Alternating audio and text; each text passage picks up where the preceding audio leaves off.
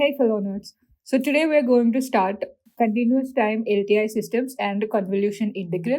Here we'll be covering a recap on impulse function, continuous time LTI systems, impulse response and convolution integral. So first let's have a recap on what we have learned already about continuous time impulse function. Assume we have some signal x of t that looks like this, and we have a delta of t which is an impulse at t equal to 0 with area 1. If we multiply them, obviously over here we have something, here we have 0, so we'll get 0 here. Here we have something, but here we have 0, so product will be 0.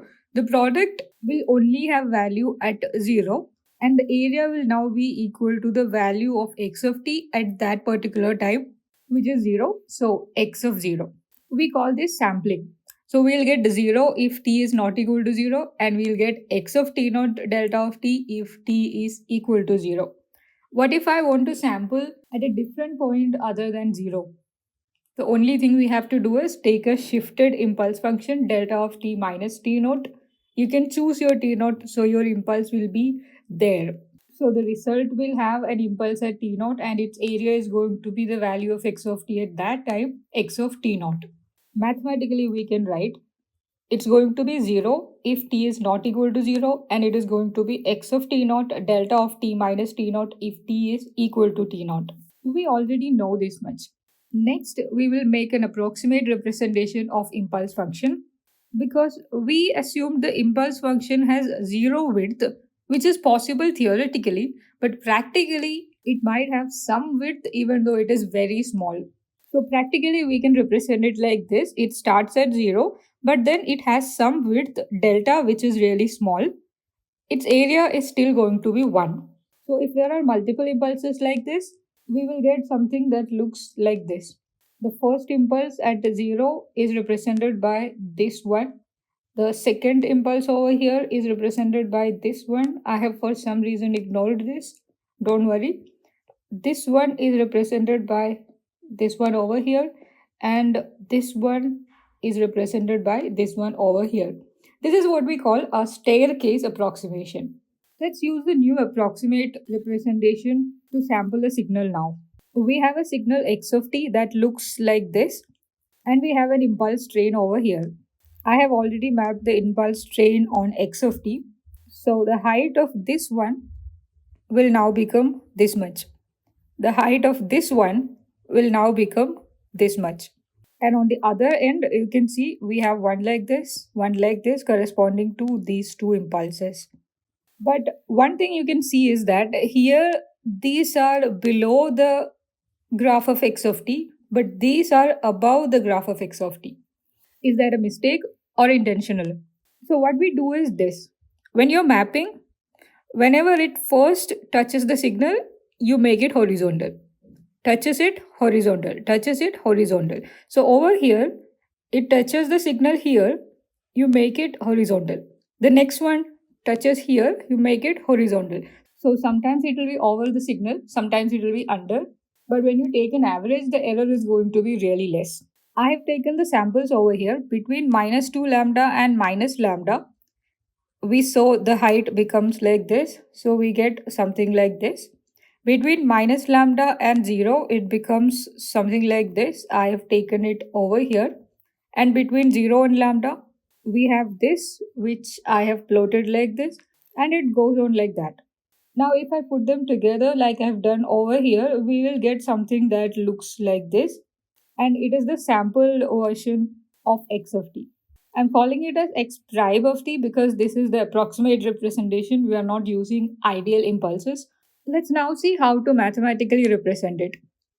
To get the sample, we have to take the signal x of t and multiply it with the correspondingly shifted impulse whose width is delta.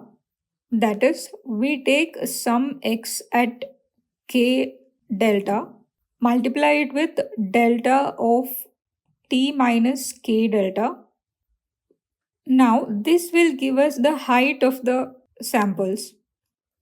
Unlike an ideal impulse functions, these impulse function actually has some width which is equal to delta. So to get the entire area under the graph, we have to multiply the height with delta as well. Now to get the entire response, we'll have to take a summation of all of these from k equals minus infinity to infinity. Now this will give us this. This is what we call a staircase approximation. Using staircase approximation, we can write x of t is equal to summation from k equals minus infinity to infinity x of k delta multiplied by delta of t minus k delta delta. I have put an extra delta over here, that is to show that this is the approximated representation, not the ideal impulse. Now to make this ideal, we can take the assumption that delta is very close to 0. Delta is very small, it is close to 0. Then the summation we're taking will become integral. So ideally we can write x of t is equal to integral from minus infinity to infinity x of tau delta of t minus tau d tau. Let's put this in a box. Here we're taking t minus tau, so our impulse function is shifted. We are multiplying the impulse function with x of tau. X of tau is the value of the function x of t at some particular time tau. So x of tau is a constant. We are multiplying impulse function with a constant, that is amplitude scaling, which means x of tau delta of t minus tau is nothing but a scaled shifted impulse. And what we're doing here is writing x of t as an integral of scaled and time shifted impulse functions. We have already dealt with this property of impulse functions, and it is called shifting property. We have a question to solve. Write u of t as an integral of scaled and time shifted impulse functions. We know how to write x of t as an integral of scaled and time shifted impulse functions. It will be integral from minus infinity to infinity x of tau delta of t minus tau d tau. Here our x of t is unit step function u of t. So we can write u of t is equal to integral from minus infinity to infinity u of tau delta of t minus tau d tau. But u of tau is 1 for all values greater than or equal to 0, and it is 0 for all values less than 0. So we don't have to integrate from minus infinity to infinity. We only have to integrate from 0 to infinity. If we do that, we get this is integral from 0 to infinity u of tau delta of t minus tau d tau. But when we are integrating from 0 to infinity, u of tau is 1. It is 1 everywhere. So this simply becomes integral 0 to infinity delta of t minus tau d tau. And this is how we represent a unit step function as an integral of scaled and time shifted impulse functions. Now let's move on to LTI systems. We have already discussed this in the last video also. LTI systems are systems that possesses both linearity and time invariance. L in LTI stands for linear, TI stands for time invariant. In this video, we'll only be dealing with continuous time LTI systems. We know a continuous time system can be considered linear if it satisfies both additivity and homogeneity. That is, if you give an input a x1 of t plus b x2 of t into a continuous time system, and it gives you an output that is a y1 of t plus b y2 of t, where y1 of t is the output you would have gotten if you had just given x1 of t, and y2 of t is the output you would have gotten if you had simply given x2 of t. Now, a continuous time system is considered to be time invariant if some time shift in the input signal is exactly matched by the time shift in the output signal. That is, if x of t gives you y of t as the output, then x of t minus t naught will give you y of t minus t naught as the output. Now, an LTI system is both linear and time invariant. So, if you give an input to an LTI system that looks like this, ax1 of t minus t1 plus bx2 of t minus t2, then you will get the output a y1 of t minus t1 plus b y2 of t minus t2. As a general form, we can write it like this: integral from minus infinity to infinity, some constant a tau multiplied by x of t minus tau d tau will give an output integral from minus infinity to infinity, same a tau multiplied by output of x of t minus tau, that is y of t minus tau d tau. What this means is, if we can write a signal in this form, that is integral from minus infinity to infinity some constant multiplied by x of t minus tau d tau, then it's pretty easy for us to find out the output. It is integral minus infinity to infinity a tau y of t minus tau, which is the output of x of t minus tau. But we already learned a few minutes back that we can write any signal in this form. We learned that x of t can be written as integral from minus infinity to infinity x of tau delta of t minus tau d tau. That is as an integral of scaled and time shifted impulse functions. Let's compare. X of tau is the value of x of t at a particular time, so it is a constant. This can correspond to the constant that we want, a tau. Then we have delta of t minus tau. This could be our x of t minus tau. So if we can simply find out the output of the system when we give an input delta of t minus tau, then we can easily find out the total output when we give x of t. Assume we gave x of t as an input to some LTI system. So the input is now integral from minus infinity to infinity x of tau delta of t minus tau d tau. So what will be the output we get? According to this expression, we will get integral from minus infinity to infinity. X of tau is still going to be there. And then we want the response of delta of t minus tau d tau. So all you have to do to find out the output of any input is response of delta of t minus tau. That is, what will the system give you if you gave an impulse as input. If you have that, you can find the output for any other input. Isn't that very convenient? That is exactly why we have a name for the response of an LTI system for an input that is an impulse function. We call it impulse response. It is the output of the continuous time LTI system if the input is delta of t, which is an impulse function. Let's now make some observations. We are dealing with a linear system. So if x of t gives an output y of t, then ax of t will give an output ay of t. Let us assume that delta of t as an input gives us some output and we are calling it h of t. Then what will delta of t minus tau give us? An LTI system is also time invariant. So whatever time shift happens in the input also happens in the output. Here delta of t gave us h of t. So delta of t minus tau will give us h of t minus tau. Okay. Then what will x of tau delta of t minus tau give us? An LTI system is linear. It satisfies homogeneity property. If x of t gives y of t, then ax of t gives ay of t, where a is a constant. This is of the form ax of t. X of tau is the value of a function x of t at a particular time tau. So it is a constant. And then we have delta of t minus tau. Since we are giving this as an input to a linear system that satisfies homogeneity principle, our output is going to be the same constant multiplied by response of delta of t minus tau, which is h of t minus tau.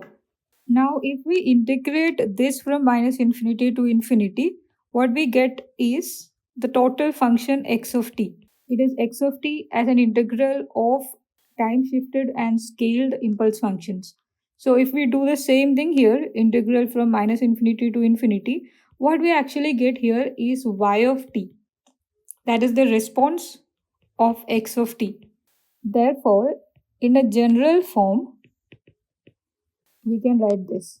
If x of t is written as integral from minus infinity to infinity, x of tau delta of t minus tau d tau, then y of t, which is the response of the LTI system to this input, is simply integral from minus infinity to infinity x of tau h of t minus tau d tau. All we need to find out y of t is the response of impulse, which we call impulse response. We can modify this a little bit. H of t minus tau, we can simply call it h tau of t. Then this becomes integral minus infinity to infinity x of tau h tau of t d tau. Let's put the whole thing in the box. So if I write h0 of t, this is the response of an LTI system to an input delta of t minus 0 or delta of t. This is also what we called h of t here, or the impulse response. If I write h1 of t, that will be the response of delta of t minus 1, that is an impulse at t equal to 1. If I write h minus 1 of t, that will be the response for delta of t plus 1, that is an impulse at minus 1. It goes on like that, you get the drill. One thing you have to remember is that only this one, which is the response to the input delta of t, impulse function at 0, is called impulse response. The others are just time shifted version of impulse response. So we now have an expression to find y of t, which is the output of our LTI system. It is given by y of t is equal to integral from minus infinity to infinity x of tau h of t minus tau d tau. We can write this in a different way. Y of t is x of t star h of t, and this is called convolution of x of t and h of t. X of t is the input, h of t is the impulse response. What we can conclude here is that output of an LTI system is the convolution integral of the input and the impulse response. Let us now see a graphical representation of convolution integral so you can understand what actually is happening here. I have x of t over here that looks like this, and it is going to be my input. I am going to take samples with approximate representation of impulse functions. I have mapped them over here. So the first impulse will have this much height, which is equal to this one over here. Second one will have this much, which we get here. And it goes on like that. Finally, I have something that has this much height corresponding to my signal. I have taken the samples separately over here. This box is for samples. The first sample I get from 0 to delta will have a height that is equal to this much, the value of x of t at t equal to 0. And then at delta, I get something like this, which is corresponding to the height of h of t over here. So finally, if I take them together, it will somehow look like this. If the width delta is really small and we can integrate it, we can recover the input that looks like this. Over here in this box, I have given the impulse responses. Between 0 and delta, my system is giving this impulse response. Between delta and 2 delta, it is giving something like this. And they are different, and that should mean our system is time varying. It is not an LTI system, it's a linear time varying system. Also, even though the impulse is between 0 and delta, my response has values all over here, not just between 0 and delta. So the system is also with memory. This is just an example so that we can visualize convolution integral. To get the response of this component x of 0 delta of t, I have to multiply it with the impulse response at that time. To get the response of this one, I have to multiply it with the impulse response of this time. So if I keep on doing that, I will get the output of individual components. If I take a summation, I will get something that looks like this. Now let's bring in the assumption again. Delta is very small, so instead of summation we can take integration. So this rugged graph will then look like this. So finally we can say for an input like this, we'll get an output like this for this particular system. We can see convolution in a very different view also. This is very similar to what we did in discrete time LTI systems.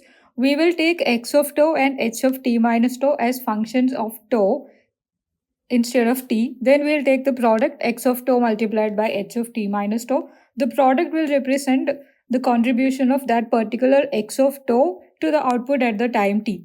Then we'll integrate all the samples so that we'll get the total output value at t. Let's learn this using an example. It is given x of t is the input to an LTI system with unit impulse response h of t. Find y of t. X of t is given, it is e raised to minus at u of t, where a is greater than 0, and h of t is u of t. The first step is to take the input and the impulse response as functions of tau. So we will take x of tau and h of tau.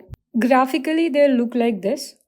According to the question, x of tau will be e raised to minus a tau u of tau. Since it is multiplied with u of tau, it will only have value that is not equal to 0 when tau is greater than or equal to 0. So it has 0 all over here, and then it gives e raised to minus a tau. A is greater than 0. And h of tau is just a unit step function. So it will also have 0 here, and then it looks like this. Let's take case 1 where t is less than 0. We have h of t minus tau, but this is a function of tau now.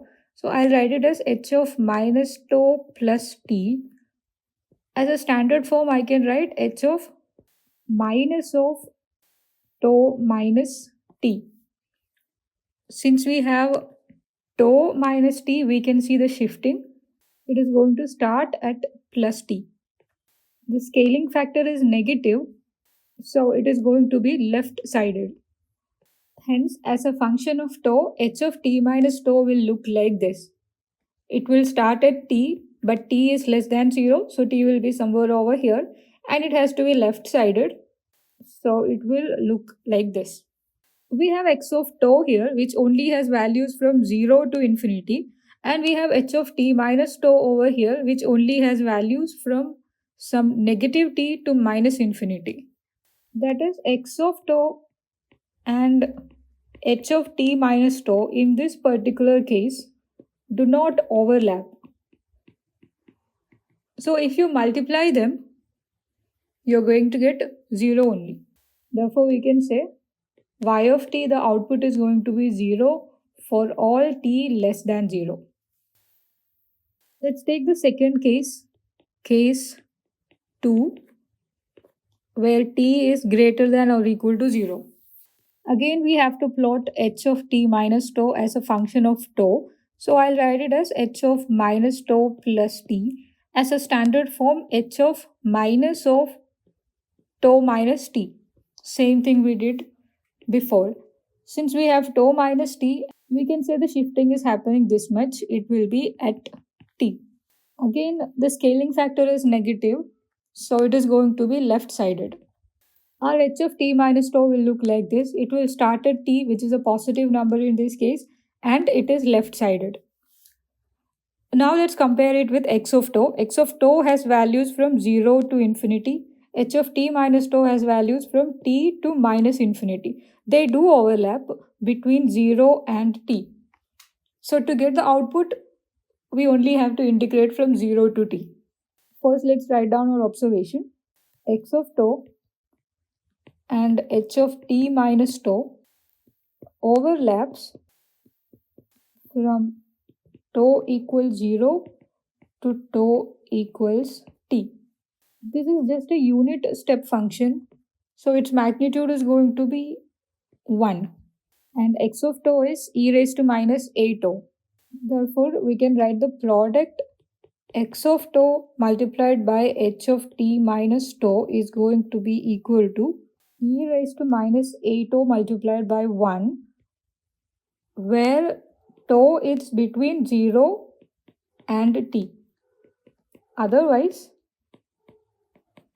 it is simply going to be equal to 0. There is no overlap. Now to get the final output, we have to integrate this from minus infinity to infinity. Y of t is going to be integral minus infinity to infinity x of tau h of t minus tau d tau. But x of tau h of t minus tau is e raised to minus a tau for tau between 0 and t. Otherwise, it is 0. So we only have to integrate this from 0 to t, and the product between this time interval is e raised to minus tau d tau. Y of t will be 1 by minus a e raised to minus a tau from 0 to t. There is minus 1 by a outside. Then giving upper limit, I get e raised to minus 80 minus giving lower limit e raised to 0. It's 1. But there is a negative outside. So finally, I can write the output to this system for this particular input is 1 minus e raised to minus 80 divided by a. And it only exists for u of t. So I'll put u of t also. Graphically, this is going to look like this. Graphically, y of t will look like this. Its maximum value will be 1 by a when t is infinity, and e raised to minus 80 will become 0. Let us solve one more problem.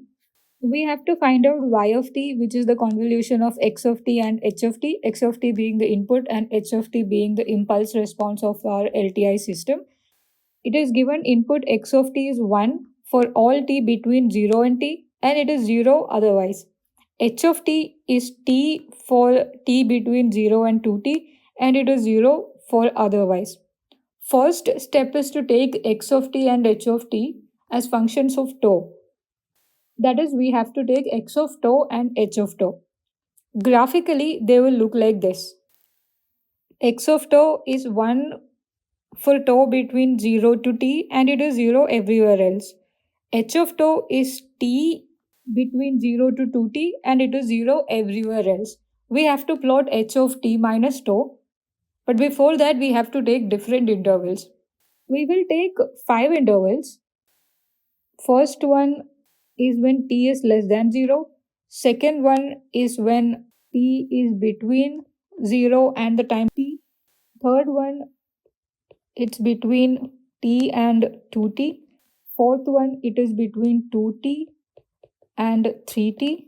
Fifth one, it is greater than 3t. Let's try to plot h of t minus tau for all of these intervals.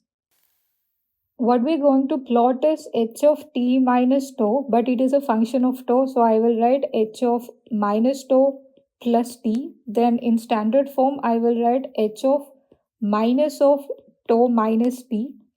Since we have minus t, it is going to start at t. And since the scaling factor is negative, it is going to be left-sided. Let's plot the first one where t is less than 0. Our signal has to start at t, which is some number less than 0. So I will choose this as t. And it has to be left-sided. This is h of tau. Making it left-sided, I will get something that looks like this.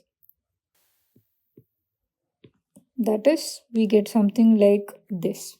If t is between 0 and t, let me choose t over here between 0 and capital T. Then the graph will look like this. It is starting at t and left-sided. For the third one, we have between t and 2t. So I'll mark here. This is t. Then it will look like this, starting at t, left-sided. In the next case, we have between 2t and 3t. That is, my t is here. The graph looks like this. In the last case, t is greater than 3t. I'll take somewhere over here as my t. So graph looks like this. One thing we have to notice is that h of t is t for t between 0 and 2t. That's why we got the graph that looks like this. So its maximum value is going to be 2t. So we can mark 2t as its height in each of these graphs. The next thing we have to do is multiply h of tau with each of these and figure out wherever they are overlapping or not. Let's take case 1, t is less than 0, where h of t minus tau looked like this. Let's compare it with x of tau. X of tau only has values from 0 to t. This one has value from some negative t towards left. So they are not overlapping.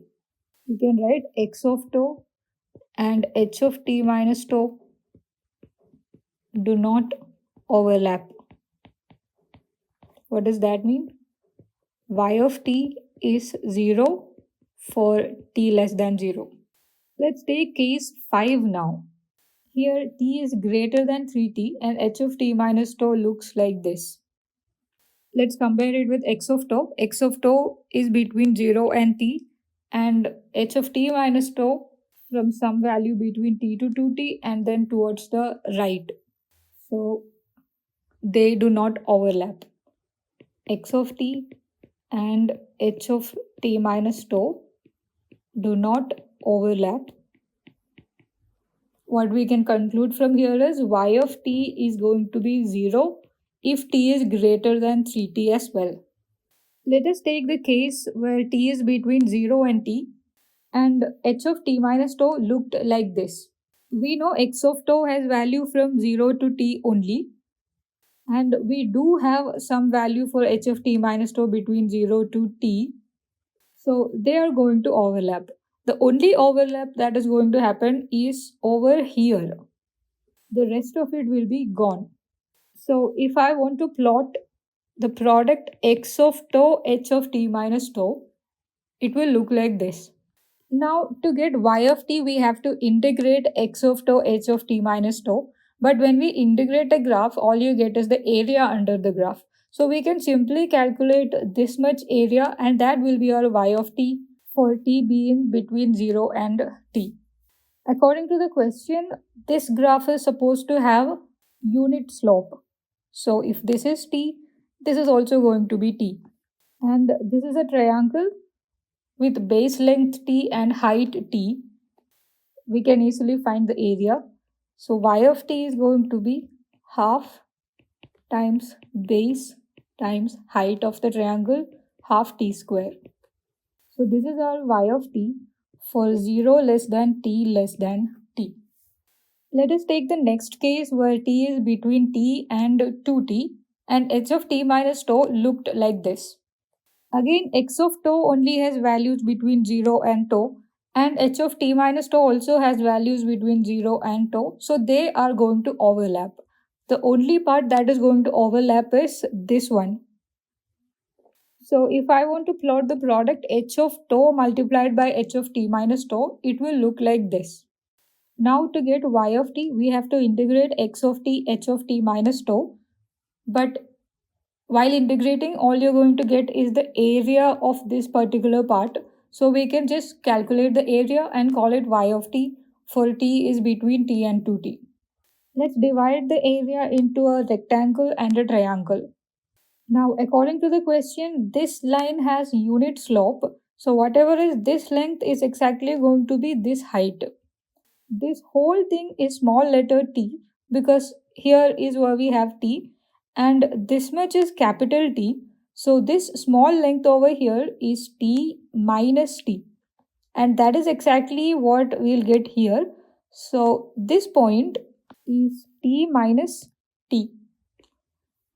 We also need the value of this point.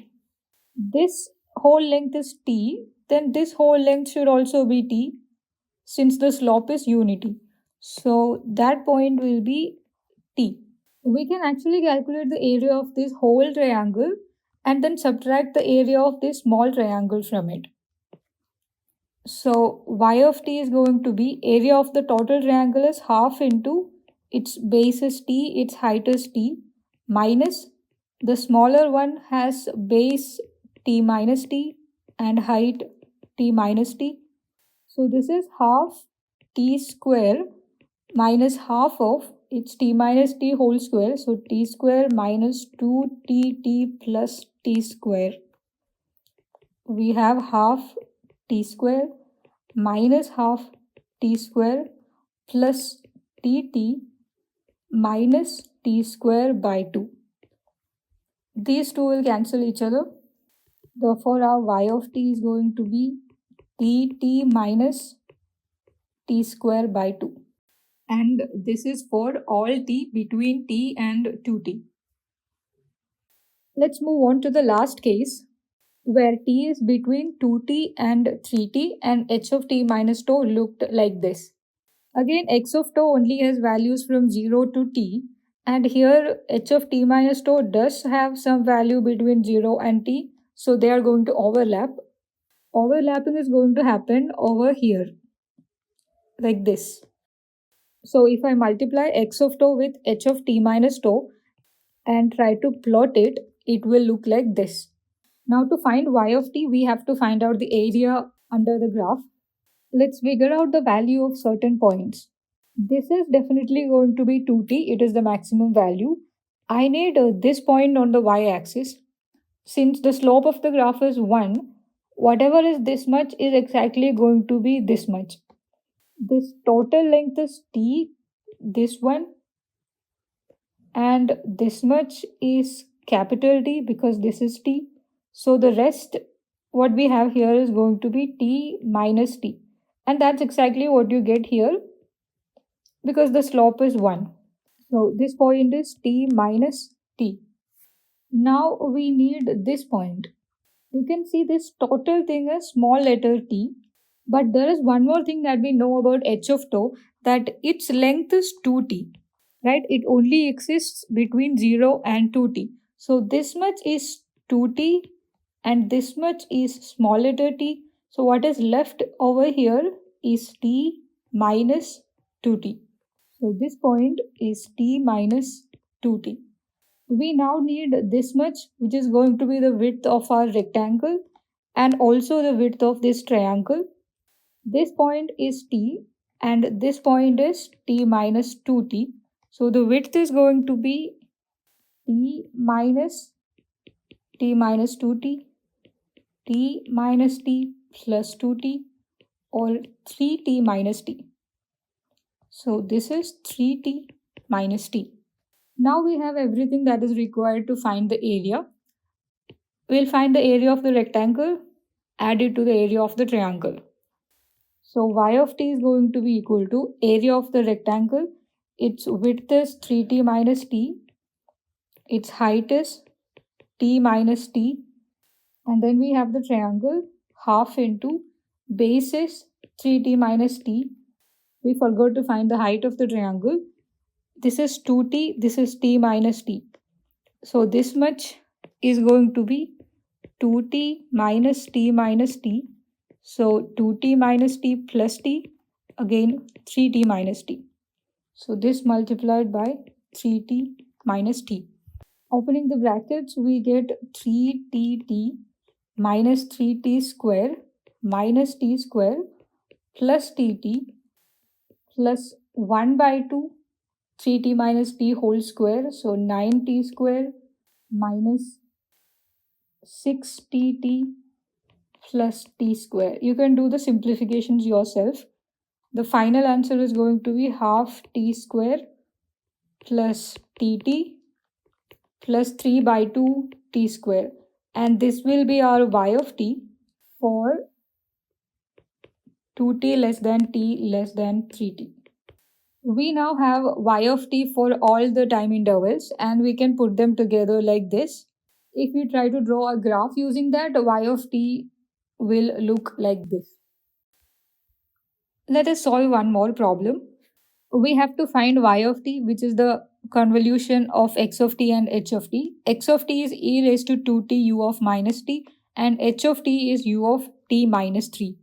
The first step is to take x of t and h of t as x of tau and h of tau as functions of tau. and graphically they will look like this. E raised to 2t is multiplied with u of minus t, so it will only exist for t less than or equal to 0. So x of tau will also exist only if tau is less than or equal to 0. So it looks like this. And its maximum value is 1 when tau is equal to 0. E raised to 0 is 1. Then h of t is u of t minus 3. This is a unit step function that is starting at 3. That is shifted 3 units, so it starts at 3. So h of tau minus 3 will start at tau is equal to 3 and will look like this. Maximum value is 1 because it's a unit step function. If we had h of t is equal to u of t, then we would take h of t minus tau is equal to u of t minus tau and then proceed with it. Here we have h of t is equal to u of t minus 3. So our h of t minus tau will look like this, u of t minus 3 minus tau.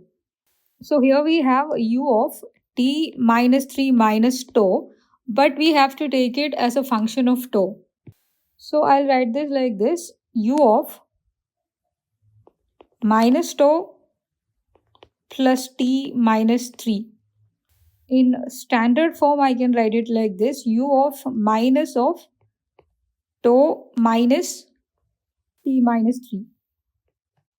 We have tau minus t minus 3. So t minus 3 is the time shifting. So the signal is going to start when tau is equal to t minus 3. Also the scaling factor is negative, hence this will be left sided.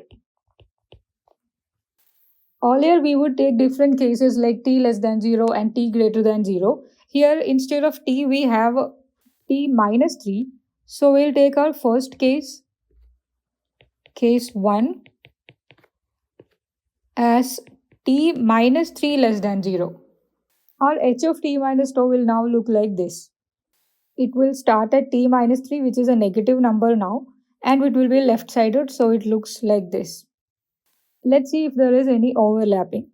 Our x of t exists from minus infinity to 0, and h of t minus tau exists from minus infinity to t minus 3. So they are overlapping from minus infinity to t minus 3. Let's write it down.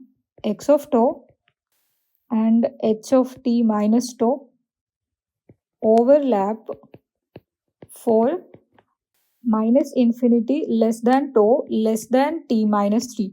So to get y of t, we have to integrate from minus infinity to t minus 3. Therefore, y of t is going to be integral from minus infinity to t minus 3.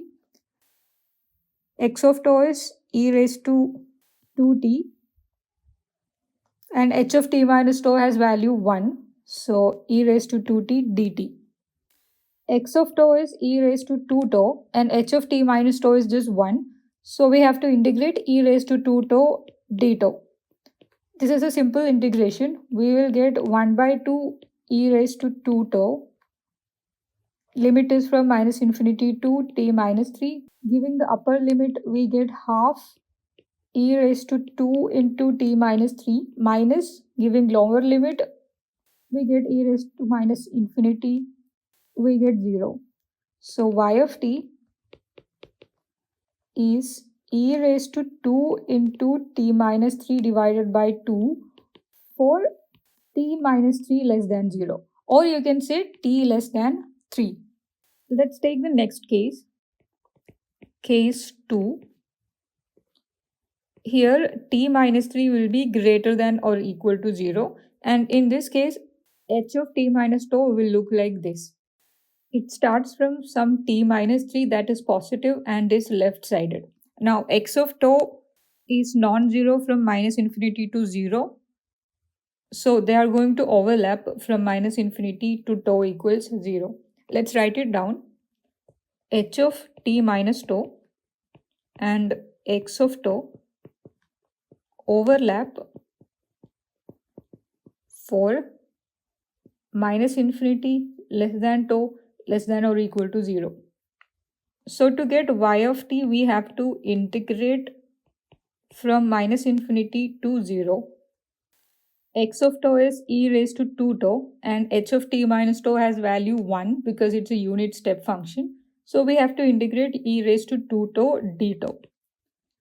This is a simple integration. It is 1 by 2 into e raised to 2 tau from minus infinity to 0. Giving the upper limit, e raised to 0 becomes 1, minus giving the lower limit, e raised to minus infinity is 0. So this is simply 1 by 2. Y of t is 1 by 2 for t minus 3 greater than or equal to 0, or you can say t is greater than or equal to 3. Let's take both of it together. Y of t is half into e raised to 2 into t minus 3 if t is less than 3, and it is just 1 by 2 if t is greater than or equal to 3. Plotting a graph, it looks like this. Beyond 3, we have a constant 1 by 2. Before 3, we have half into e raised to 2 times t minus 3. That's all about it for today. See you in the next video.